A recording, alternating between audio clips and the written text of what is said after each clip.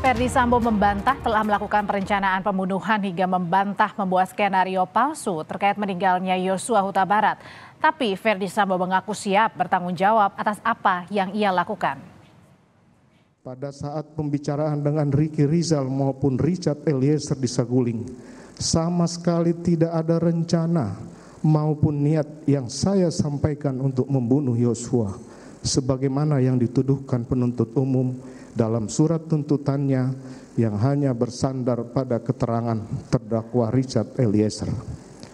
Demikian pula keterangan tunggal dari terdakwa Richard Eliezer yang menjelaskan bagaimana saya memberikan kotak peluru kepadanya, menggunakan sarung tangan, juga menyebutkan mengenai pembicaraan CCTV yang semua keterangan tersebut tidak benar, tidak ada dalam fakta, dan tidak berkesesuaian dengan bukti-bukti di persidangan.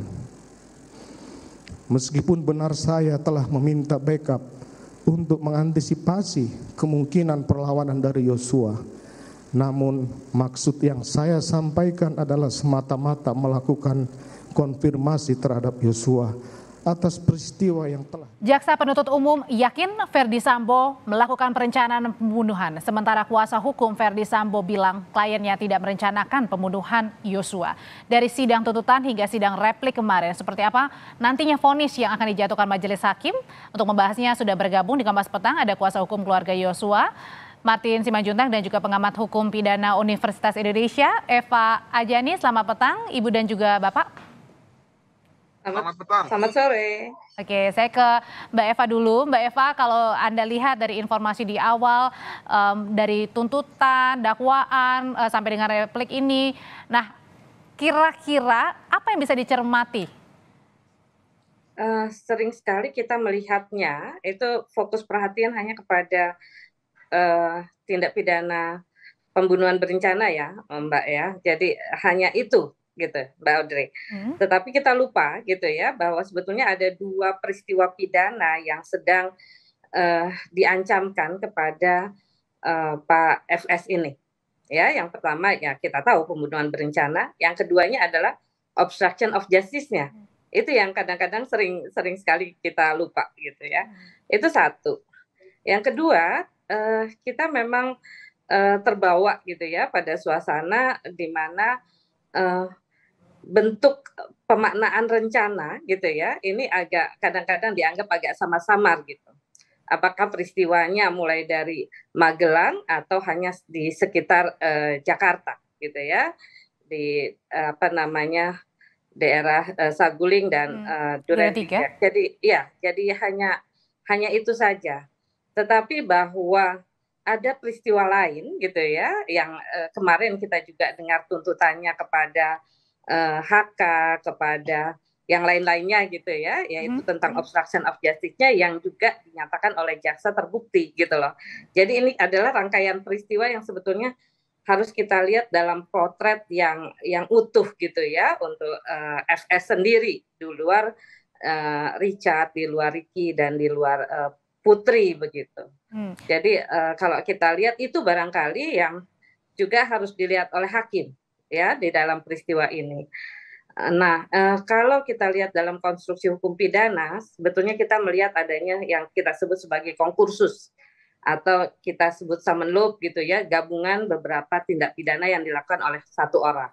Nah, ini kelihatannya kalau kita memang melihatnya sebagai ada dua peristiwa pidana ya, dua-duanya harus dipertanggungjawabkan kepada yang bersangkutan, maka ini akan menjadi satu hal yang sebetulnya memberatkan begitu. Tapi Mbak Eva, kalau misalnya tadi ada banyak ya, bukan hanya pembunuhan berencana, ada juga obstruction of justice-nya. Tapi kan Sambo ini menolak ya jika dikatakan ia membunuh secara berencana untuk Yosua ini. Nah, kalau kira-kira dilihatnya nanti, apakah hakim masih berkeyakinan yang mana nih?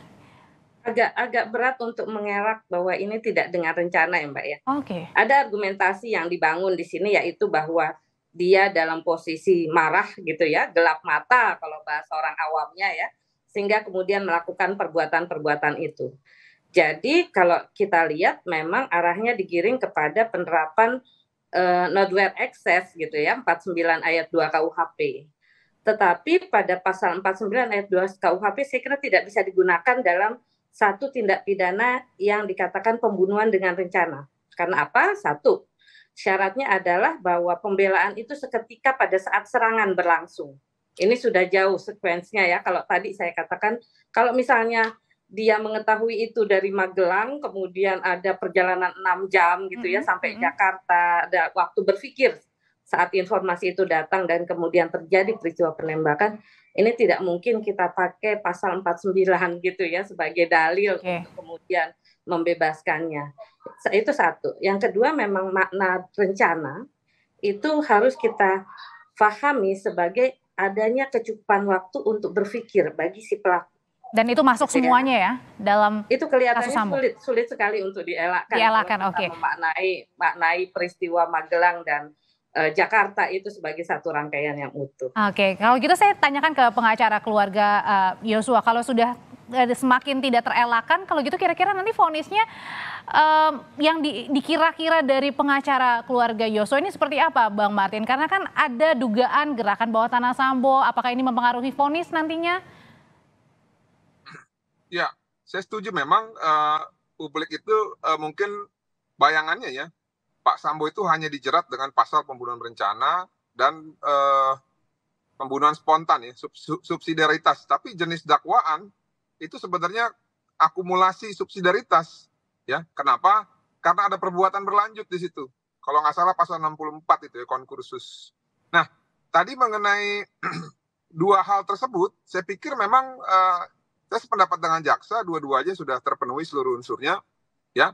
Tinggal nanti apakah hakim akan memvonis sesuai dengan tuntutan jaksa ya yang seumur hidup tadi atau memiliki pendapat lain gitu ya. Pendapat lainnya apa? Karena di dalam hal yang meringankan dalam tuntutan jaksa itu kan tidak ada kosong ya. Walaupun kemarin kalau saya tidak salah ya, ada beberapa hal yang tidak dijawab oleh jaksa, hanya dijawab secara general, menolak seluruh dalil-dalil ya dari terdakwa terhadap pledoi pribadi dan juga pledoi dari penasihat hukumnya. Di pledoi yang disampaikan oleh Pak Ferdi Sambo itu kan ada permintaan ya bahwa yang bersangkutan itu ingin dihargai ya sebagai prestasi kedinasan gitu. Ada beberapa lencana yang sudah didapat. Nah, saya tidak tahu apakah saya tidak mengikuti atau memang tidak ada. Secara spesifik itu tidak dijawab oleh jaksa. Nah, namun sebenarnya dalam hal yang memberatkan sudah dijawab bahwa perbuatan dari Ferdi Sambo ini sudah mencoreng nama institusi Polri baik di dalam dan di luar negeri dan membuat kegaduhan. Ya, tapi keyakinan Bang Martin sendiri mewakili keluarga kira-kira akan bisa seumur hidup lebih rendah? Masalah ada dua hal ini, Mbak Audrey, ada temuan baru. Nah, di dalam hal yang memberatkan tadi kan sebenarnya menutup ruang terhadap prestasi Ferdi Sambo yang diklaim dapat meringankan. Kenapa? Karena efeknya itu lebih berat daripada prestasinya. Ya, bayangin berapa banyak polisi yang terkena prank yang bersangkutan, bahkan Kapolri pun diprank. Lalu banyak mengikut sertakan juga orang-orang yang akhirnya ikut terlibat dan membuat gaduh masyarakat dan membuat reputasi polisi itu anjlok bahkan sampai dengan 48% kalau nggak salah survei Litbang Kompas. Nah, saya pikir kalau hal tersebut dipakai untuk meringankan sih kurang efektif. Tapi kembali lagi bukan saya yang harus diyakinkan, yaitu adalah majelis hakim gitu ya. Nah, namun ada satu hal tadi dalam kesimpulan surat tuntutan jaksa yang mengatakan bahwa pemicu peristiwa ini itu adalah Putri Chandrawati melalui keterangan palsunya yang mengaku diperkosa, padahal menurut jaksa itu adalah perselingkuhan yang ditolak oleh keluarga dan juga ditolak juga oleh terdakwa gitu dalam hal ini. Nah, kemarin saya menunggu-nunggu apakah Ferdi Sambo akan menggunakan itu sebagai hal yang meringankan. Faktanya kan tidak ya. Namun kan kembali lagi, hakim ini kan arif dan bijaksana. Saya tidak tahu apakah tanpa digunakan hakim akan mempertimbangkan hal tersebut atau tidak, dan apakah hal tersebut dianggap sebagai hal yang meringankan di samping kejahatannya yang menurut hakim masih bisa ditoleransi. Kalau bisa ya mungkin saja berkurang. Tapi kalau menurut hakim bahwa perbuatan ini terlalu jahat ya, sehingga tidak ada satupun yang bisa meringankan, ya makanya minimal hukumannya adalah sesuai dengan tuntutan jaksa gitu. Oke, nah ada juga dari kesaksian Eliezer di persidangan, Mbak Eva, atau pembelaan Eliezer di persidangan. Kalau ini artinya bisa mematahkan nggak terkait dengan pembelaan Sambo yang tidak melakukan perencanaan? Ya, Satu Mbak ya, yang apa namanya yang barusan dikemukakan oleh Bang Martin itu yang kita sebut sebagai extra legal factor, ya, faktor di luar hukum Mbak, yang bisa mengikat hakim atau tidak. Tetapi ada faktor di dalam ketentuan undang-undang, legal faktornya, yang hakim tidak boleh tidak harus mentaati itu. Yaitu yang pertama tadi yang dikatakan bahwa kalau dikatakan ada summon law gitu ya, saya setuju mengatakan ini 65 bukan 64 Bang Martin gitu ya.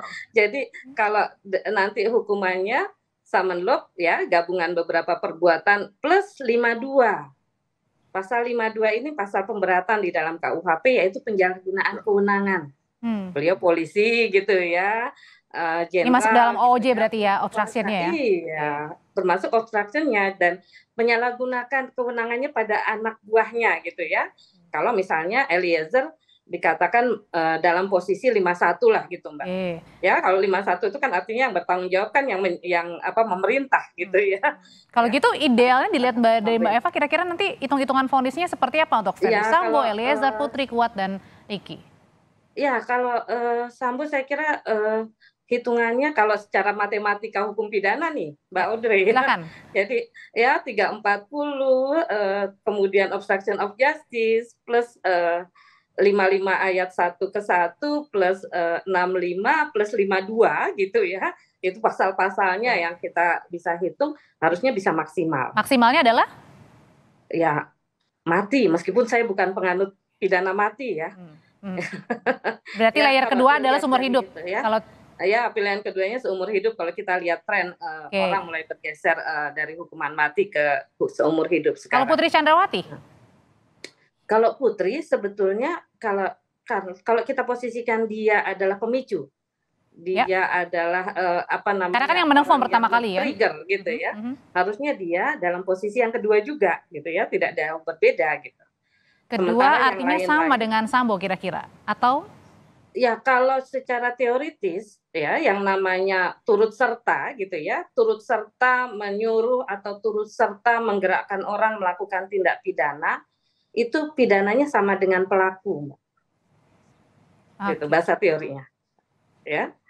Ya, jadi semua peserta delik ya, apapun kontribusinya, hakim bisa menjatuhkan pidana sama dengan pelaku tindak pidana itu sendiri, sama dengan pembunuh. Oke, dan yang paling tinggi adalah Ferdy Sambo ya dari kelimanya itu ya maksudnya ya. Kalau dilihat dari teori peran gitu ya, teori peran seperti itu. Kan kita melihat lagi kepada extra legal faktornya gitu ya. Artinya nanti vonis dari hakim, Mbak Eva, ini bisa lebih tinggi nggak dari tuntutan seumur hidup jaksa? Kita tidak tahu Mbak, gitu ya. Memang kalau menjatuhkan hukuman mati diberikan kewenangan itu kepada hakim karena alternatif ancamannya kan mati seumur hidup 20 tahun gitu ya. Jadi tiga-tiganya bisa dipilih hakim. Tapi kalau pertimbangan kira-kira apa sih bisa itu, gitu ya? Beranikah hakim menjatuhkan itu? Itu saja sih pertanyaannya sebetulnya. Oke, kalau dari harapan dari keluarga sendiri melihat nanti vonis yang akan dijatuhkan kepada Sambo terutama dan juga Putri, terutama untuk Sambo dulu Bang Martin, ini pengennya gimana nih? Lebih tinggi dari tuntutan, apa sudah cukup tuntutan seumur hidup? Jadi begini ya, sama saya seperti Mbak Eva, saya juga bukan penganut ya hukuman mati, tapi kan dalam hal ini saya ini mewakili korban ya. Mewakili keluarga korban. Jadi suara yang saya sampaikan juga adalah suara dari mereka. Nah, mengingat terakhir apa yang disampaikan oleh ayah dan ibu ya terhadap pelaku aktor intelektual dan juga pembunuh dalam hal ini karena terdakwa Ferdy Sambo ini memenuhi 4 unsur berdasarkan fakta persidangan. Mereka berharap apabila majelis hakim yang arif dan bijaksana ini memang menghendaki maka vonisnya adalah maksimal. Tapi kembali lagi bukan berarti tuntutan jaksa itu kurang ya. Kalau menurut saya pribadi sih sudah oke. Nah, namun di sini ada kekeliruan terhadap surat tuntutan yang lain gitu ya, khususnya terhadap Putri Chandrawati. Kenapa saya bilang ada kekeliruan? Bagaimana suatu penegak hukum menyimpulkan bahwa seseorang sebagai pemicu, tapi tingkat kesalahannya dan konsekuensi hukumannya disamaratakan dengan penyerta yang lain gitu loh, yang perbuatannya mungkin tidak terlalu dipertanyakan yang itu ya untuk Putri Chandrawati ini. Nah, oleh karena itu khusus untuk Putri, keluarga menghimbau agar melihat ya rasa keadilan bagi keluarga korban dan berani memvonis Putri Chandrawati minimal ya, seminimal-minimalnya 20 tahun. Demikian, terima kasih. Terima kasih kuasa hukum keluarga Yosua Huta Barat, Martin Simanjuntak, dan pengamat hukum pidana Universitas Indonesia, Eva Ajani. Sehat selalu Bapak dan juga Ibu. Selamat sore Mbak.